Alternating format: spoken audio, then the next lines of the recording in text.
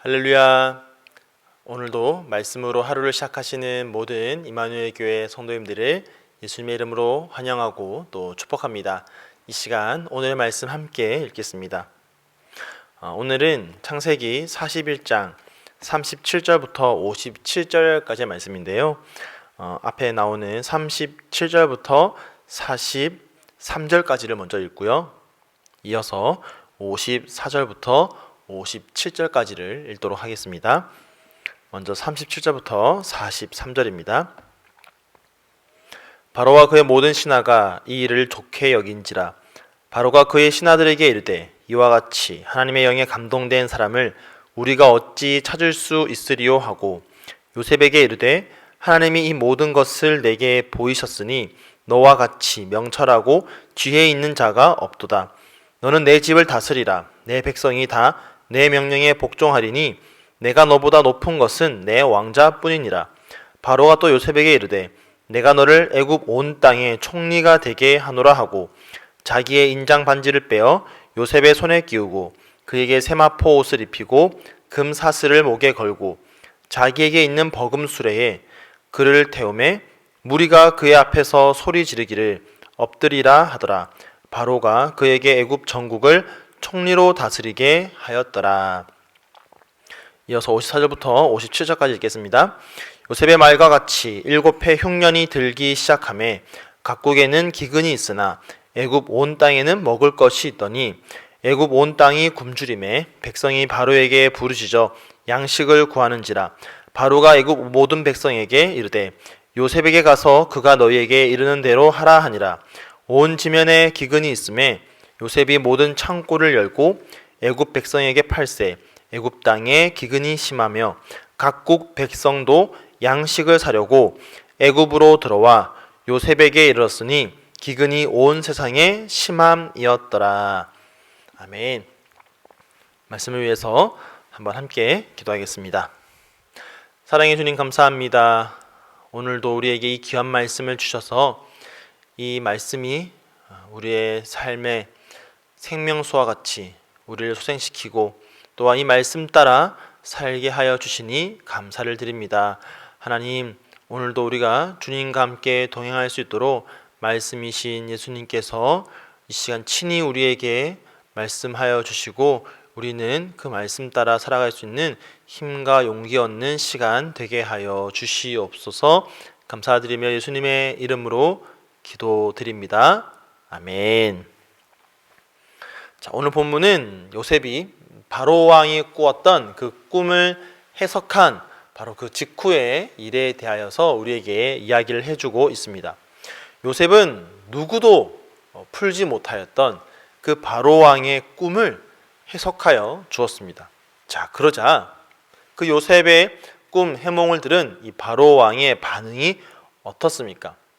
바로 왕은 이 일을 좋게 여겼다라고 그렇게 이야기를 합니다. 그리고 바로 왕은 그의 신하들에게 이렇게 이야기합니다. 이같이 하나님의 영에 감동된 사람을 우리가 어찌 찾을 수 있으리요. 그러면서 자신을 이은 나라의 2인자로서의 직책을 요셉에게 맡기게 됩니다. 모든 백성이 다 요셉을 복종하도록 그렇게 명령하는 것이죠. 이처럼 요셉의 인생이 완전히 바뀌었습니다. 소위 말하는 인생 역전을 이루었습니다.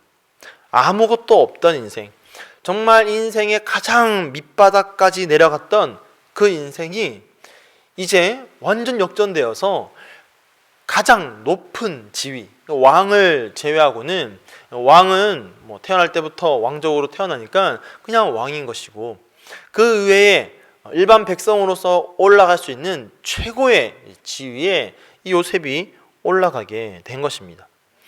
자신의 집에서 함께 살던 형제들에 의하여서 팔리고 그래서 먼 이국 땅으로 팔려왔던 요셉, 남의 집에 종으로 살던 요셉, 그러다가 감옥에 가서는 죄수로 살아가던 그 요셉, 그야말로 인생의 가장 밑바닥 인생을 살아가던 그 요셉이 정말 한순간에 마치 엘리베이터가 직진으로 상승하듯이 이렇게 신분 상승을 이루게 된 것입니다.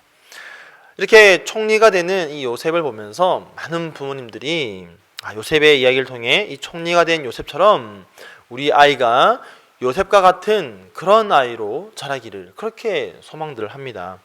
자, 그런데 여러분, 정말 우리 아이가 요셉처럼 자라기를 기도하면 우리의 아이가 요셉처럼 감옥에 가는 것도, 남의 집에 종으로 사는 것도 감당할 수 있어야 합니다. 우리 아이가 요셉처럼 되게 해주십시오 라는 이 기도에는 요셉의 총리가 된 그 스토리뿐만 아니라 그 앞에 있는 종의 스토리, 또 죄수의 스토리도 다 포함되어 있는 겁니다. 그렇기 때문에 오늘 이야기에서 중요한 것은 요셉이 총리가 되었다, 이 이야기가 아닌 것이죠. 총리가 된 것은 하나님께서 이미 요셉의 꿈을 통해서 요셉에게 보여주셨던 하나님의 계획의 일부에 불과합니다. 하나님께서는 요셉이 애굽의 총리가 되어야만 하는 그런 이유를 가지고 계셨습니다. 자, 어떤 이유를 가지고 계셨냐? 자, 첫 번째 이유는요, 아브라함에게 하셨던 약속을 성취하기 위해서인데, 그 약속 중에서 창세기 12장에 가보면요, 하나님께서 아브라함에게 뭐라 말씀하시냐면 아브라함과 그의 후손으로 인해서 땅의 모든 족속이 복을 얻게 될 것이라고 그렇게 말씀하셨습니다. 요셉을 통해서 이제 그 약속이 일정 부분 성취가 되는 것이죠. 여러분, 요셉을 통해서 이 애굽이란 나라가요, 양식을 7년의 풍년 동안 잘 비축해 둡니다. 그러자 그 뒤에 이어지는 이 7년의 흉년기 동안 애굽뿐만 아니라 온 지면에 살고 있는 각국 백성들이 이 애굽으로 와서 양식을 얻게 됩니다. 그러면서 이 배고픔에 굶주리던, 그래서 정말 죽어야 하나, 이대로 죽어야 하나라고 걱정하던 그 많은 각국 백성들이 이 애굽에 와서 식량을 얻음으로써 다시 삶을 이어가게 되는 것이죠. 그야말로 이 아브라함의 후손인 요셉을 통해서 모든 족속이 복을 얻게 되었습니다. 자, 그래서 이 창세기 12장에서의 이 아브라함의 약속이, 아브라함을 향한 하나님의 약속이 일정 부분 성취가 되는 것이죠. 자, 그런가 하면 또 두 번째, 창세기 15장에서 하나님께서 하신 약속이 있습니다. 아브라함에게 그의 후손들이 이방에서 객이 될 것이라고 예언하셨습니다. 그리고 그들은 400년이 지난 이후에 다시 아브라함에게 하나님이 약속하신 그 땅으로 돌아올 것이라고 약속하셨습니다. 자, 이 말씀이 성취되기 위해서 요셉을 먼저 애굽으로 보내신 것이죠. 그리고 이후에 이 요셉이 총리가 됨으로써 야곱의 모든 가족들이 애굽으로 오게 됩니다. 이주하게 되는 것이죠. 그리고 그곳에서 이제 앞으로 400년을 살게 됩니다. 자, 이처럼 하나님께서 요셉을 애굽의 총리로 세우신 것, 애굽의 총리가 되게 하신 것은 하나님의 계획을 이루시기 위한 하나님의 방편에 불과한 것입니다. 이것을 위해서 요셉은 종이 되었다가 죄수가 되었다가 이제 총리가 된 것입니다.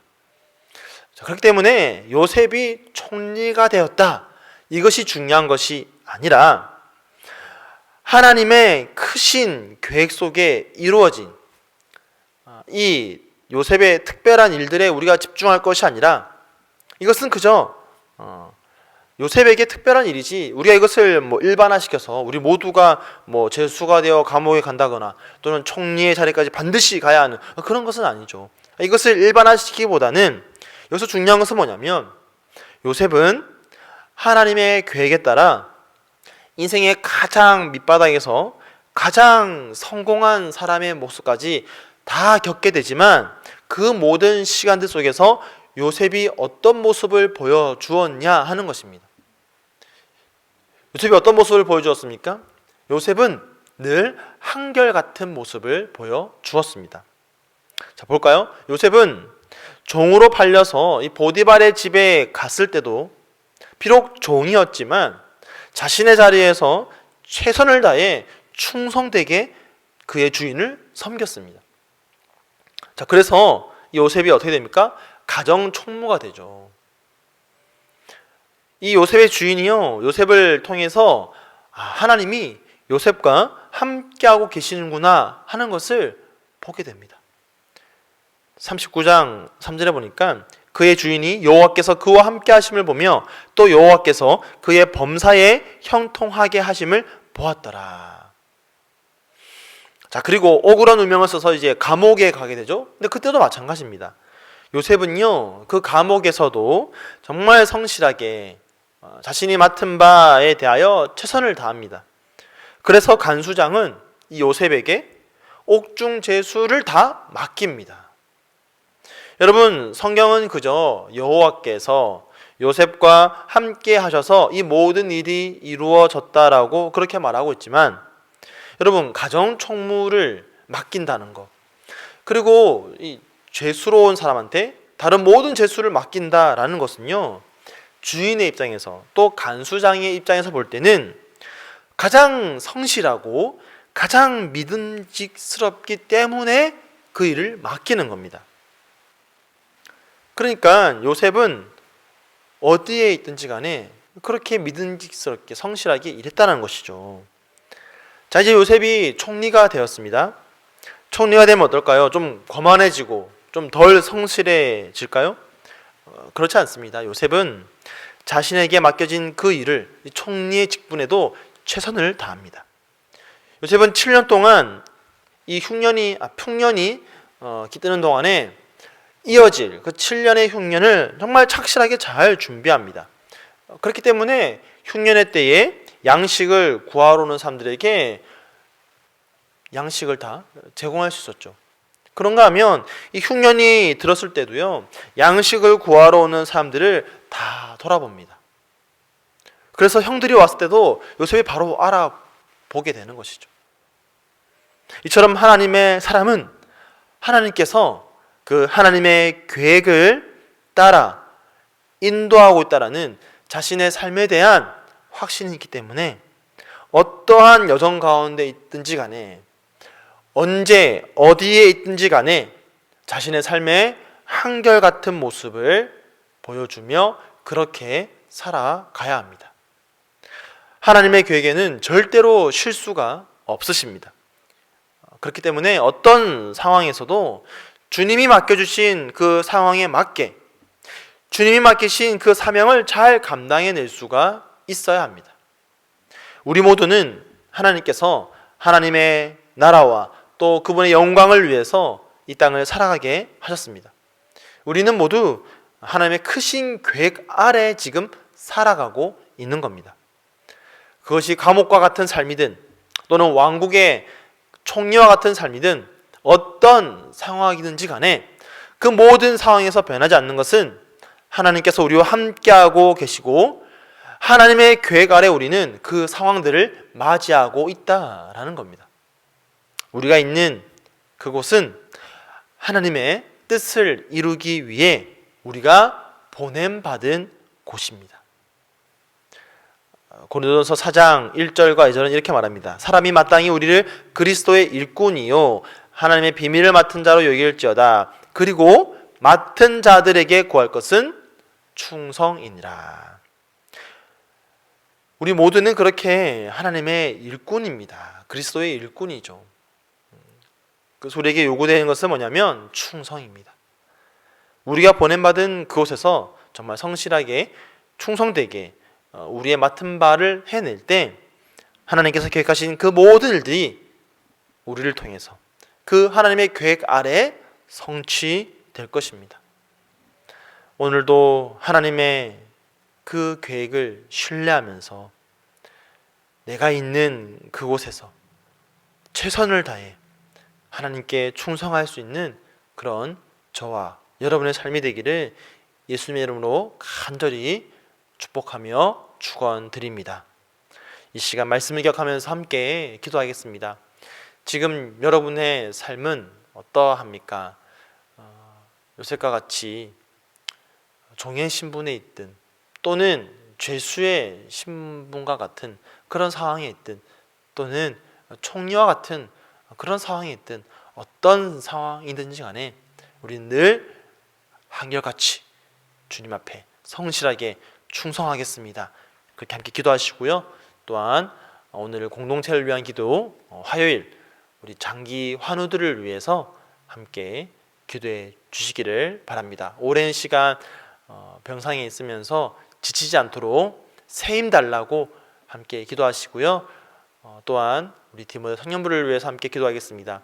디모데 청년부에 속해 있는 모든 청년들이 참 어려운 시기를 지나고 있지만 이 시기 속에 말씀과 기도로 힘을 얻고 살아가도록 해달라고, 이 시간 말씀을 기억하면서 또한 공동체를 기억하면서 함께 기도하겠습니다. 함께 기도하겠습니다.